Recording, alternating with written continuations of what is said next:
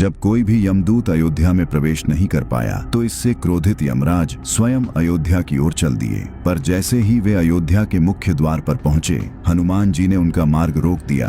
और काफी कहासुनी के बाद भी जब हनुमान जी ने यमराज को अंदर नहीं जाने दिया तो यमराज ने क्रोधित होकर अपने भयानक यमदंड से हनुमान जी पर प्रहार कर दिया। पर वे शायद ये भूल गए, वे सिर्फ काल है और हनुमान जी महाकाल।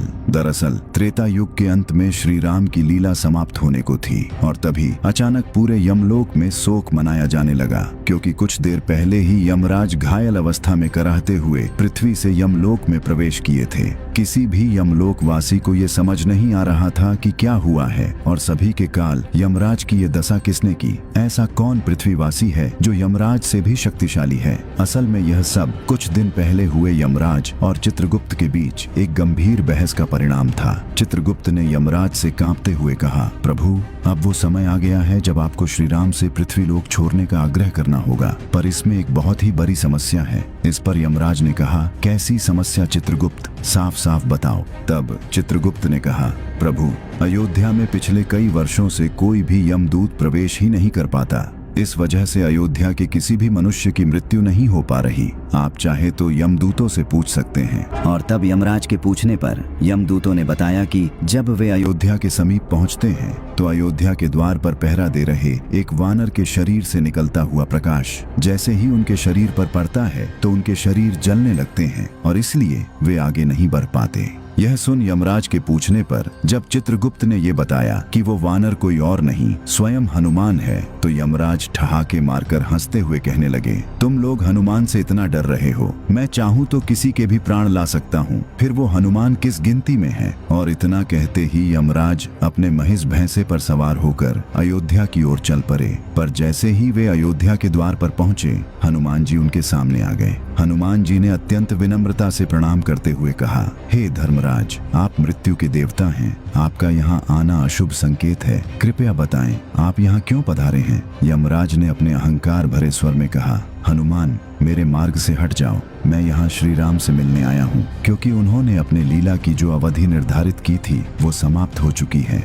यह सुनते ही हनुमान जी ने दृढ़ता से कहा, हे यमदेव, मेरे प्रभु की आज्ञा के बिना इस नगर में कोई प्रवेश नहीं कर सकता और जब तक मैं जीवित हूँ कोई भी शक्ति मेरे प्रभु को यहाँ से नहीं ले जा सकती। आप लौट जाइए। यमराज ने इसे अपना घोर अपमान समझा और गरजते हुए बोला, अरे मूर्ख वानर, तू काल को रोकने का दुस्साहस कर रहा है, मेरे मार्ग से हट जाओ, नहीं तो मुझसे युद्ध करो। यमराज के ये कठोर स्वर और युद्ध की ललकार सुन हनुमान जी क्रोध से तिलमिला उठे और फिर शुरू हुआ हनुमान जी तथा यमराज के बीच वो भयानक युद्ध जिसका आप सभी को इंतजार था। क्रोधित होकर यमराज ने अपनी विशाल गदा से प्रहार किया। इस पर हनुमान जी ने भी अपनी गदा उठाई और दोनों गदाओं की टक्कर से ऐसी भयंकर ध्वनि उत्पन्न हुई मानो ब्रह्मांड फट पड़ा हो। पर इस टकराव में यमराज की गदा के टुकड़े टुकड़े हो गए और तब यमराज ने यह सोचकर अपना कालपाश हनुमान जी पर फेंका कि वे हनुमान जी के प्राण को खींच लेंगे।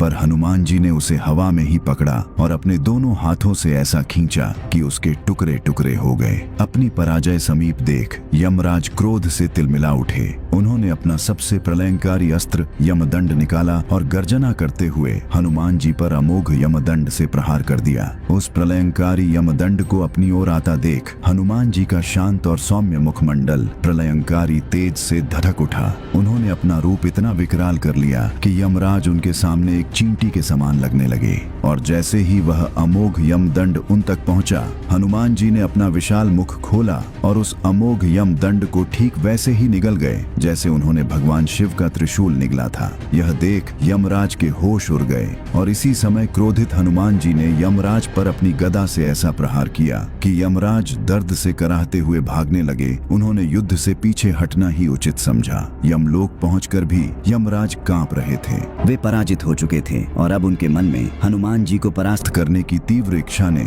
जन्म ले लिया था। वे हनुमान जी से लड़ने के लिए अपने शक्ति को बढ़ाने लगे। उधर एक दिन हनुमान जी श्री राम के चरणों को दबा रहे थे और श्री राम सिंहासन पर बैठे कुछ सोचते हुए अपने हाथ से अंगूठी निकाल कर निहार रहे थे। तभी वह अंगूठी उनके हाथ से छूटकर फर्श की एक दरार में जा गिरी। श्री राम ने तुरंत कहा, हनुमान, मेरी अंगूठी गिर गई। जल्दी लेकर आओ, कहीं खो न जाए। हनुमान जी ने तुरंत अति सूक्ष्म रूप धारण किया और उस अंगूठी के पीछे तीव्र गति से उड़ चले।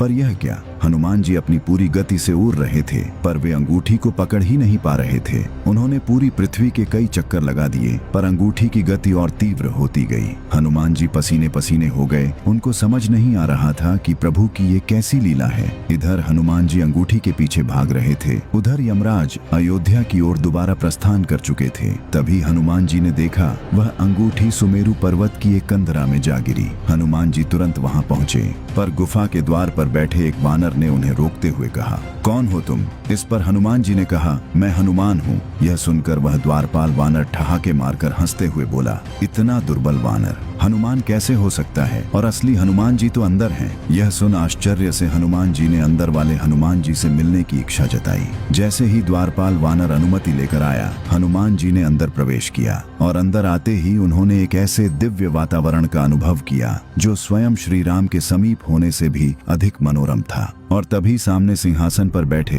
एक अत्यंत ही दिव्य और विशाल हनुमान जी ने कहा, आओ हनुमान, तुम्हारा स्वागत है। इस पर हनुमान जी ने कहा, हम दोनों हनुमान कैसे हो सकते हैं? तो उन विशाल हनुमान ने कहा, मैं पिछले कल्प का हनुमान हूँ और तुम इस कल्प के, कहो क्यों आए हो? तब हनुमान जी ने कहा, मैं अपने प्रभु की अंगूठी लेने आया हूँ, वो इसी गुफा में आई है। इस पर उन विशाल देहधारी हनुमान जी ने अंगूठी की एक विशाल ढेर को दिखाते हुए कहा, ले लो, इसमें से जो भी हो। हनुमान जी उन सारी अंगूठी को आश्चर्य से देखते रह गए। तब अंदर बैठे हनुमान जी ने समझाया, जब जब पृथ्वी पर श्री राम अवतार की लीला पूर्ण होती है, श्री राम अपने हनुमान को इसी तरह अंगूठी लेने भेजते हैं और यहाँ वो अंगूठी 1 से 2 हो जाती है। एक हनुमान लेकर चले जाते हैं, दूसरी यही रह जाती है और यह लो तुम्हारी ये अंगूठी। इधर हनुमान जी इस लीला में उलझे थे और उधर यमराज अपनी पूरी शक्ति से अयोध्या के द्वार पर पहुंचकर हनुमान जी को पुकारने लगे। और तभी वहां एक आकाशवाणी हुई, हे धर्मराज, श्री राम आपका इंतजार कर रहे हैं। आप हनुमान के आने के पहले ही उनके महल पहुंचे। यमराज ने अपना वेश बदला और तुरंत श्री राम के भवन में प्रवेश किया। श्री राम ने उन्हें बैठने को कहा। तब यमराज ने प्रणाम करते हुए कहा, प्रभु, हमारा आपका ये वार्तालाप अत्यंत ही गुप्त है, इसे कोई न सुन पाए, ऐसा उपाय करे और जो भी इसे सुने उसे मृत्युदंड दे दिया जाए। इस पर श्री राम ने द्वार की रक्षा का ये भार लक्ष्मण जी को दिया और कहा, जब तक मैं न बोलूं कोई मेरे कक्ष में न आ पाए, नहीं तो उसे मृत्युदंड दे दिया जाएगा। लक्ष्मण जी द्वार पर पहरा देने लगे और अंदर यमराज अपने वेश में आकर श्री राम से उनकी लीला की अवधि समाप्त होने और उनके धाम प्रस्थान के विषय में बात करने लगे। लक्ष्मण जी द्वार पर पहरा देते हुए टहल रहे थे। तभी वहां ऋषि दुर्वासा आ गए और श्री राम से तुरंत मिलने का हठ करने लगे। और जब लक्ष्मण जी ने उन्हें रोका तो वे क्रोधित होकर पूरे अयोध्या को शाप देने की धमकी देने लगे। इस पर लक्ष्मण जी ने मजबूरी में श्री राम और यमराज के वार्तालाप में बीच में ही महल में प्रवेश किया। यह देखते ही यमराज तुरंत ही अदृश्य हो गए और इसी घटना के फल स्वरूप श्री राम ने जब लक्ष्मण जी को त्याग दिया तो लक्ष्मण जी ने सरयू नदी में जल समाधि ले ली। जब हनुमान जी प्रभु की अंगूठी लेकर अयोध्या वापस आए तो श्री राम सहित सभी परिकर धाम प्रस्थान करने के लिए सरयू तट पर थे। और जैसे ही हनुमान जी को सारी घटना का पता चला, उन्हें पहले तो यमराज पर क्रोध आया, पर बाद में इन सभी घटना को प्रभु की लीला का हिस्सा जान सब भूल गए। श्री राम ने हनुमान जी को कलयुग के अंत तक पृथ्वी पर रहने को कहा और इस प्रकार हनुमान जी तथा यमराज के बीच हुए इस संघर्ष का अंत हुआ।